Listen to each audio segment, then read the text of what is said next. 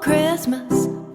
It's what I'm starting to hear. The whispers reach in my ears of warm intentions. Oh. Hej, witajcie w najnowszym vlogmasie na moim kanale. Jest to już 10. Jestem pod wrażeniem, jak mi to idzie.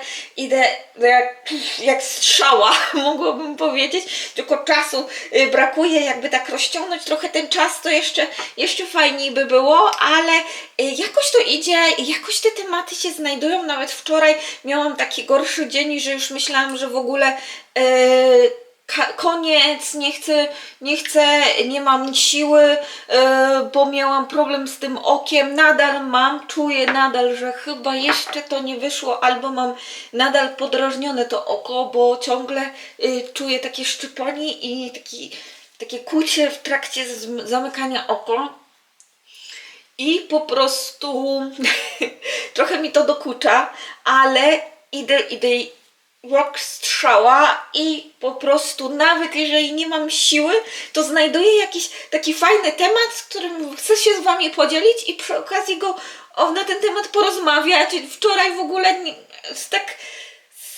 z gruchy, nie pietruchy wyszedł mi temat na temat jedzenia w Korei zimą i po prostu myślę, że całkiem fajnie ten materiał wyszedł. Może jest troszkę chaotyczny, bo nie jest to poukładane, ale też nie miałam żadnego do niego scenariusza. Nie miałam niczego, po prostu tak mi wpadło do głowy i zaczęłam mówić i taki, słowo mówiąc, trochę przegadany ten film, ale dużo takich ciekawych informacji, nawet takie jakieś potrawy, które nawet na kanale chciałabym zrobić dla was kiedyś, żebyście mogli mieć też okazję spróbowania. Liczę na to, że mi kiedyś to wyjdzie, bo sama bym chciała spróbować zrobić takie dania, więc zobaczymy, może fajnie coś wyjdzie. Teraz się szykuję. Nałożyłam serum nawilżające i za chwilę nałożę krem, tylko znowu zapomniałam. To jest taka klasyka. Przez jakiś tydzień, 2 tygodnie używałam, ostatnio nie miałam czasu i po prostu zrezygnowałam z używania eye patchy, więc sobie teraz je nałożę. One będą sobie siedzieć, a resztę twarzy posmaruję kremem. Czasami tak mam. Po prostu zapominam. I to jest normalne. Trzeba się do tego po prostu przyzwyczaić, że zapominam bardzo szybko, mam problem z imionami, mam problem z zapamiętaniem szczegółów. Najlepsze to jest to, mam problem z zapamiętywaniem, ale to, co kiedyś tam robiłam, coś mi się tam nie spodobało, to mogę zapamiętać i 24 lata temu coś tam zrobiłam i to nadal siedzi mi w głowie i nadal pamiętam, ale na przykład to, co wczoraj jadłam na obiad, już mogę nie pamiętać. Swojego numeru telefonu nie pamiętam. Mojego męża numeru telefonu, chociaż używam go prawie codziennie, nie pamiętam. Ile razy zapomniałam kodu do drzwi, to już jest w ogóle... Nadal go, jakbym miała powiedzieć liczby, jakie są do kodu do drzwi, to nie powiem. Muszę otworzyć telefon i wtedy wklikać i wtedy pamiętam. Wtedy mogę koleżance podać, że tu masz kod, tak i tak. Bo normalnie to go nie pamiętam. Taka jestem, się do tego przyznaję bez bicia. To są moje takie minusy, które po prostu żyjąc jako Martyna na tym świecie, to trzeba się po prostu do nich, jakby to powiedzieć, przyzwyczaić i zaakceptować w jakiś tam sposób. Oczywiście ćwiczyć pamięć to nadal nie zmienia faktu, ale ogólnie to, że ta pamięć jest taka, a nie inna, jednak trzeba to w jakiś sposób zaakceptować i nauczyć się po prostu z tym żyć. Dobra, reszta buźki zostanie zakremowana, żeby jednak tutaj nie szczypało. Nic. I ja dzisiaj będę nagrywała tak naprawdę 2 filmy. Jak tylko z wami przestanę tu gadać, nałożę sobie makijaż, to będziemy dzisiaj robić kapustę kiszoną, która już miała być zrobiona dawno temu, ale po prostu ten czas mi ucieka przez palce, dlatego i było też dużo do roboty. ale z tego co widzę około 10 dni na ukiszenie kapusty powinno wystarczyć, więc idealnie tak, żeby dzisiaj jest 10? 9? 9. Czyli powinno idealnie starczyć mi wtedy będzie 19. Idealnie na to, żeby zrobić pierogi, bo nie chcę za wcześnie ich robić, a też nie chcę ich za późno robić, więc myślę, że tak 20, 21 będę robiła pierogi i będę robiła go z przepisu oczywiście rozkosznego z jego książki i oczywiście pierogi po koreańsku, czyli z grzybami shiitake. Dobra, ja idę, odczekam sobie moment, zrobię miniaturkę do dzisiejszego dla Was vlogmasa i wtedy nałożę makijaż i nagram nowy film. A my będziemy się pewnie widzieć już później. Dobra, do usłyszenia. Odzywam się do Was, jeszcze nie zaczęłam gotować, ale odzywam się do Was w sprawie takiej, że oficjalnie chciałabym poinformować, że zima przyszła do Busan. Czemu?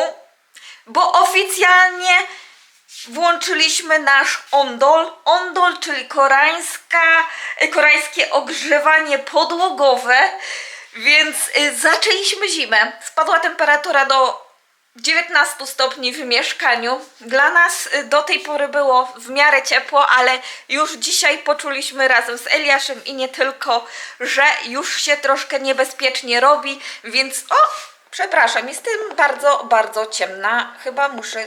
Zapaliłam światło, żeby było mnie widać i zgubiłam temat. No i zrobiło się u nas w mieszkaniu już w miarę zimno, żeby było można włączyć ondol, bo lubimy raczej chłodne mieszkania, ale chyba nie aż tak. Tutaj już Eliasza włączyłam, jak widzicie się grzeje. Już pokazuję Wam wszystko. I tak, już widzicie, tutaj się grzeje. Włączamy i redukujemy, czy zwiększamy, zmniejszamy temperaturę właśnie poprzez pokrętło. I każdy pokój ma właśnie taką funkcję. I jak się grzeje, czyli jest za zimno, musi dojść do 20 stopni, żeby przestało się grzać, to tutaj skończy się ten ogieniek taki. Tu jest ogieniek, poczekajcie, z podkreśleniem, że jest w trakcie ogrzewania. I można też widzieć tutaj inne pokoje, czy inne pokoje także są grzane. Jest też czyli to jest, jakby to powiedzieć, informacja, aby w danych godzinach było grzane. Tutaj nie wiem, do końca bym musiała się zapytać mojego męża, a tutaj wyłączamy. Idziemy jeszcze do jednego pokoju, bo w innym pokoju także, słuchajcie, mamy i trzeba także włączyć, bo widzicie, mamy aż 18 stopni. Tu zmniejszymy oczywiście do 20 i tak wszędzie mamy. No tu jest po prostu lodówka. A widzicie, jest okno i słoneczko. No, ale słoneczko jeszcze o tej porze nie chodzi, więc nie ma co się nagrzać. Tu zamknę drzwi, wszędzie pozamykam też drzwi. Which is a Squarespace latest AI-enhanced website builder. Tell it in the front of your date, and ta-da, you have your own website. Huge holidays, get 10% off your first purchase of $1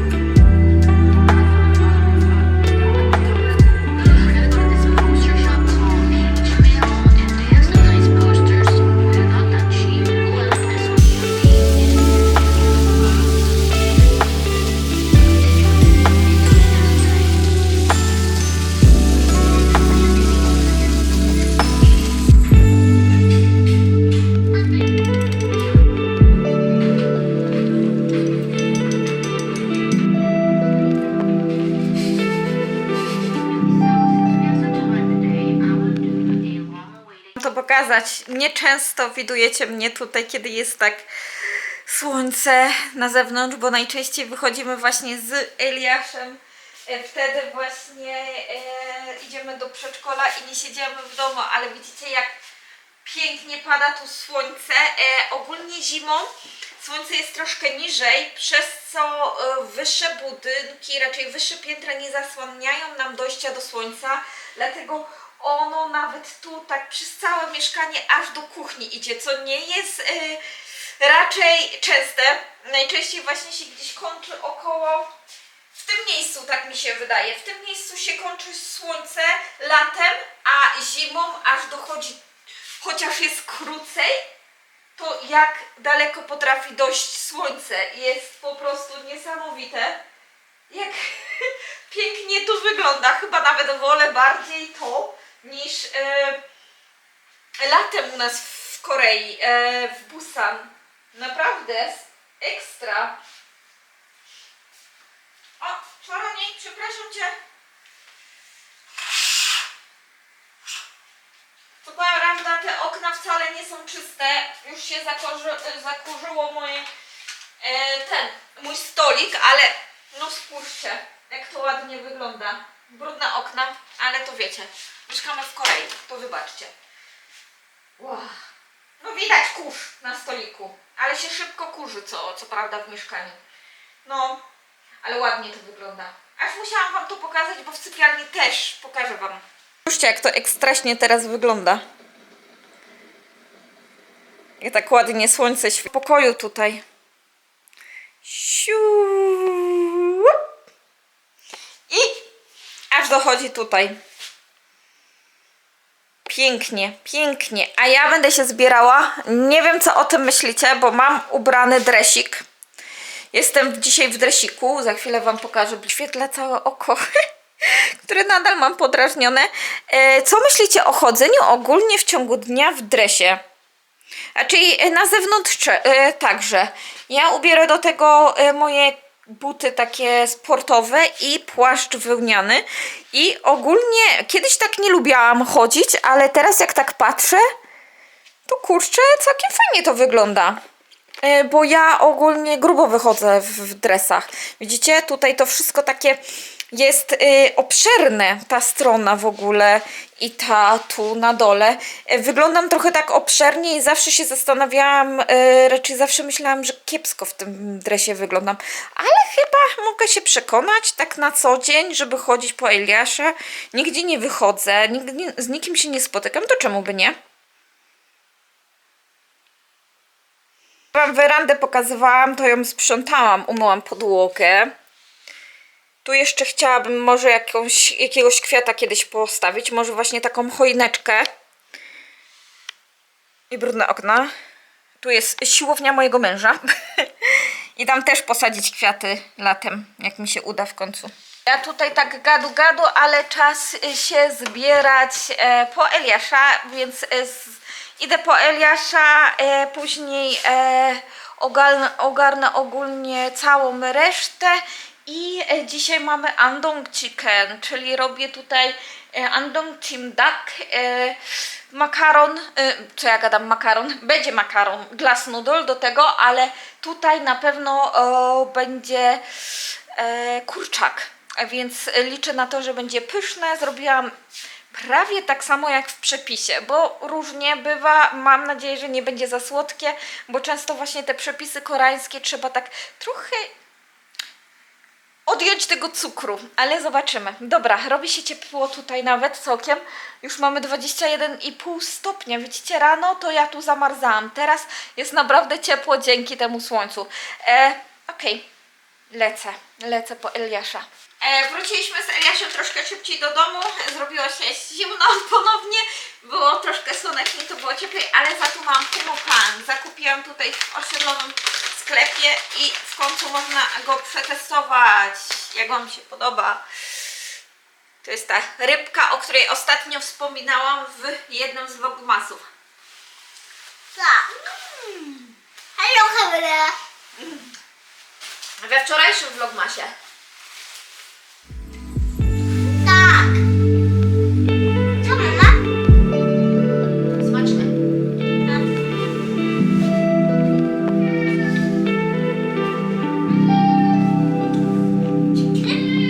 Okej.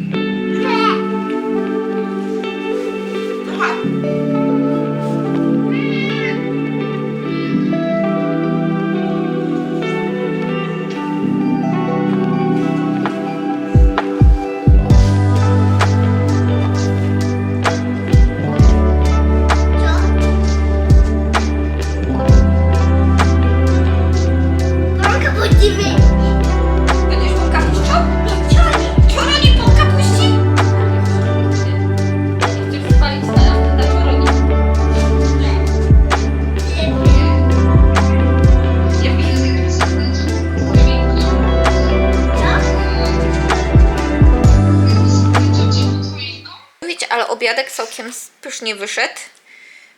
Aż jestem w szoku.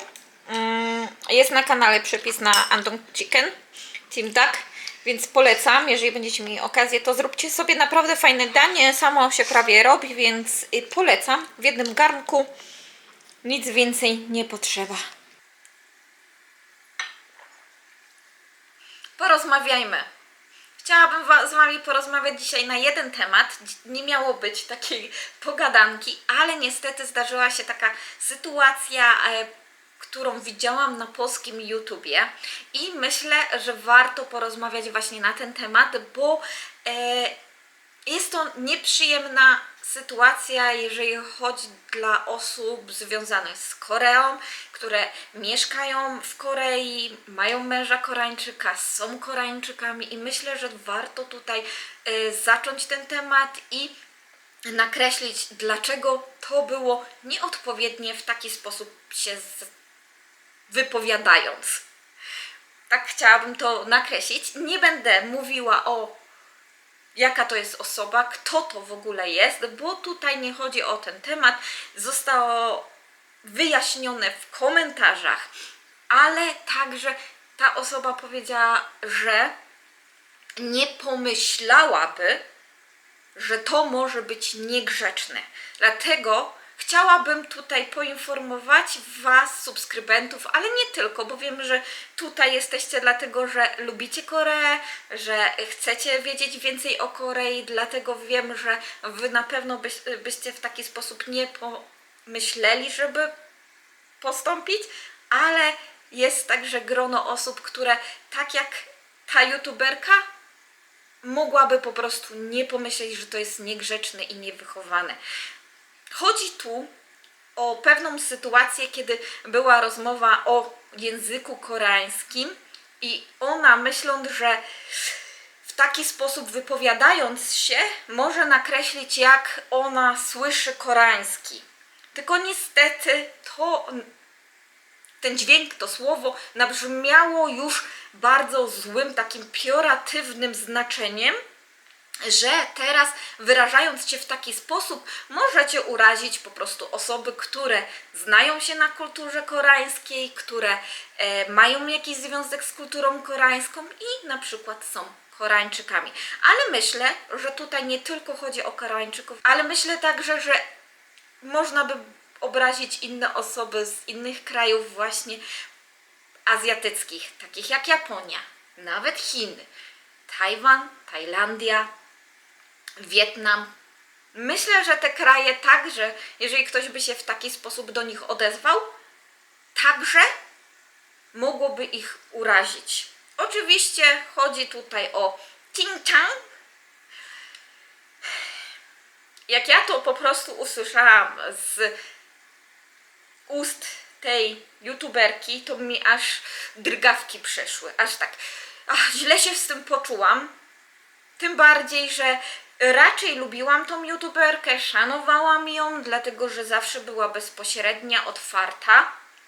I kolejna rzecz to to, że mieszka za granicą i także ma męża obcokrajowca.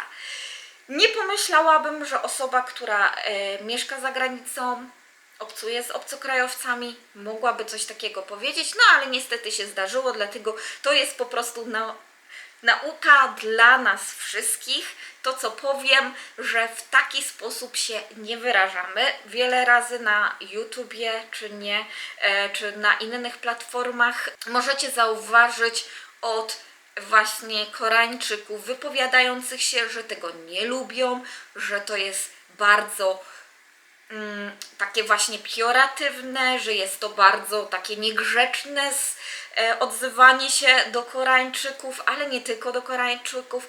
Ja także, będąc w Polsce, byłam świadkiem takiej sytuacji, kiedy do mojego męża tak się zwrócili.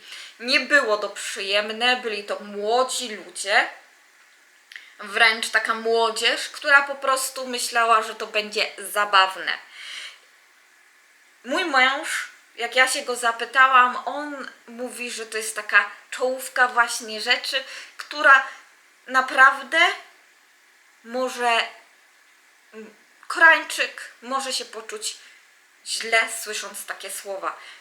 Więc jeżeli będziecie w takiej sytuacji, zwróćcie uwagę komuś, że tak nie odzywamy się. Jeżeli nie wiedzieliście o tym, to mam nadzieję, że po prostu dałam Wam informację, żeby w taki sposób właśnie do Koreańczyków się nie odzywać, ale także do innych narodowości. I zapytałam się także mojego męża, czy są jeszcze jakieś gesty, zachowania, które mogą zranić Koreańczyków i żeby w taki sposób właśnie nie postępować. To chyba jeden z najbardziej znanych gestów, który myślę, że wiele razy jest podnoszony w internecie, w social mediach, to oczywiście ten gest z oczami.